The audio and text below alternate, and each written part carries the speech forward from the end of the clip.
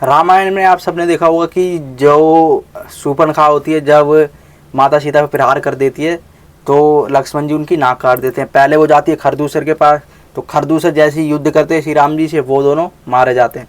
अब फिर वो जाती है रावण के पास। अब रावण को जैसी वो अपने बारे में बताती है और वो कहती है कि जो वन में दो वनवासी है उनके साथ एक सुंदर स्त्री भी है। तो रावण अब उनको हरने की प्लानिंग करता है और अपनी बहन का बदला लेने की भी सोचता है। तो मारीच को वो भेजता है। अब मारीच जो होता है सोने का मृग बन के जाता है, और वहीं पर जो राम जी होते हैं वो उनके पीछे पीछे जब भागते हैं तो उनको जैसे ही बाण मारते हैं तो जो मारीच होता है लक्ष्मण और माता सीता के नाम से चिल्लाने लग जाता है, जो कि राम जी की आवाज़ में होता है। तो जो माता सीता होती है वो भयभीत हो जाती है और लक्ष्मण जी को वो भेज देती है उनके पीछे पीछे। लेकिन लक्ष्मण जी जाने से पहले लक्ष्मण रेखा खींच के चले जाते हैं।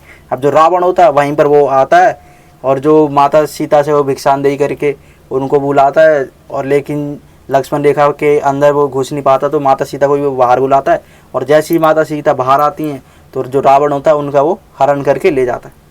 अब जैसे ही हरण होता है तो आप सबको पता है कि जो जैसे ही रामायण का युद्ध शुरू होता है तो कहा जाता है कि जो रावण होता है वो एक बार तो राम जी से पहले युद्ध करने के लिए जाता है। अब वहीं पर जो युद्ध होता है उसमें रावण पहले तो वो भाग जाता है, राम जी से युद्ध करते करते वो उनसे जब पराजित होने लग जाता है वो वहाँ से भाग जाता है। अब कहा जाता है कि जो रावण होता है वो उठाता अपने भाई कुंभकर्ण को। अब आप सबको पता है कि जो कुंभकर्ण था वो पहले तो इंद्रासन मांगना चाहता था ब्रह्मदेव से, और उन्होंने बहुत ज़्यादा तपस्या भी करी।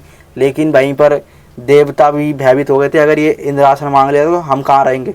तो देवताओं के कहने पर कहा जाता है कि जो माता सरस्वती होती है वो कुंभकर्ण की जीभ पे जाके बैठ जाती है, और यहाँ पर माता सरस्वती के जरिए देवता उनके साथ छल करवा देते हैं। और जब ब्रह्मदेव उनको वरदान देने के लिए प्रकट होते हैं मैं कुंभकर्ण को, तो कुंभकर्ण इंद्रासन की जगह निंद्रासन मांग लेता है। तो जो कुंभकर्ण होता है वो जब सो रहा होता है इसी वरदान के चक्कर में, तो कहा था कि वो 6 महीने के लिए सोता था और उसके बाद एक बार उठता था खाने के लिए फिर सो जाता था। अब जैसे ही वो रावण उसको उठाता है तो पहले तो वो उठता नहीं है, घोर प्रयास करने के बाद भी जो वो जब नहीं उठता है तो खाने की सुगंध से फिर वो उठ जाता है, और फिर उसको बताते हैं कि तुम्हारे भाई ने तुम्हें बुलाया, रावण ने। अब वो जाता है रावण के पास।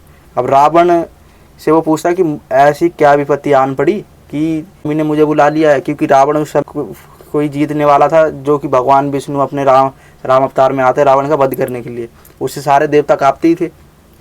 तो कुंभकर्ण को वो कहता है कि मैंने जो माता सीता है उसको मैंने हर लिया है, उसका हरण करके ले आया हूँ। तो जो कुंभकर्ण होता है वो बहुत ज़्यादा शौक हो जाता है, तो वो कहता है कि तुम साक्षात जगदम्बा को हर लाए।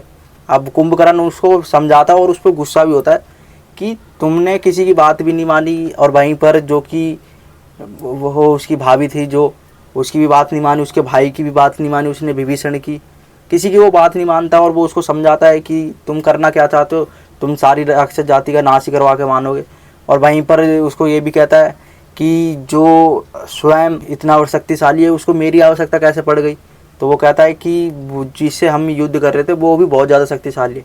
तो कुंभकर्ण फिर उसे याद दिलाता है कि तुम्हें याद नहीं है क्या कि राम के जन्म से पहले भी तुम्हें एक बार श्राप लग चुका था, तुम्हें बताया हुआ है कि भगवान विष्णु धरती लोक पर आएंगे तुम्हारा अंत करने के लिए। और वहीं पे वो कहते हैं कि मुझे जो नारद जी है उन्होंने ही बताया था कि जो भगवान विष्णु है वो धरती पर अवतरित हो चुके हैं, और ब्रह्मदेव की बात भूल चुके हो तुम। वो रावण को इस चीज़ से वो समझाता है, लेकिन रावण भी कहता है कि हमने गलती से भूल कर दी तो क्या हो गया। वो कहता है कि क्या हो गया, यही तो सबसे बड़ी गलती कर दी तुमने माता सीता को वापस क्यों नहीं करा।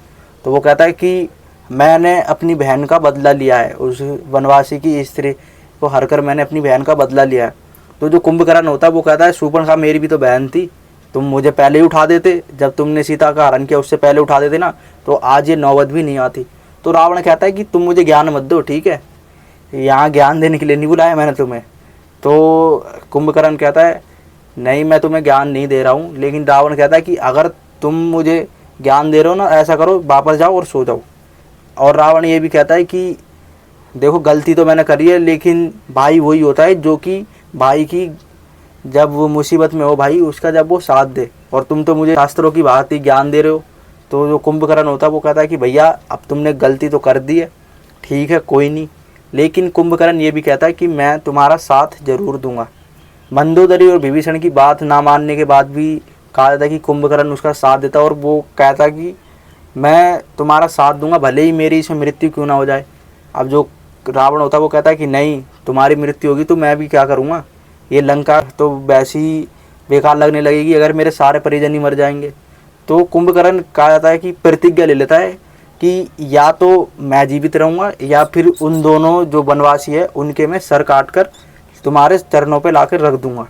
तो कहा जाता है कि जो कुंभकर्ण होता है वो वहाँ से रावण से बातचीत करके संवाद करके वो वहाँ से चला जाता है।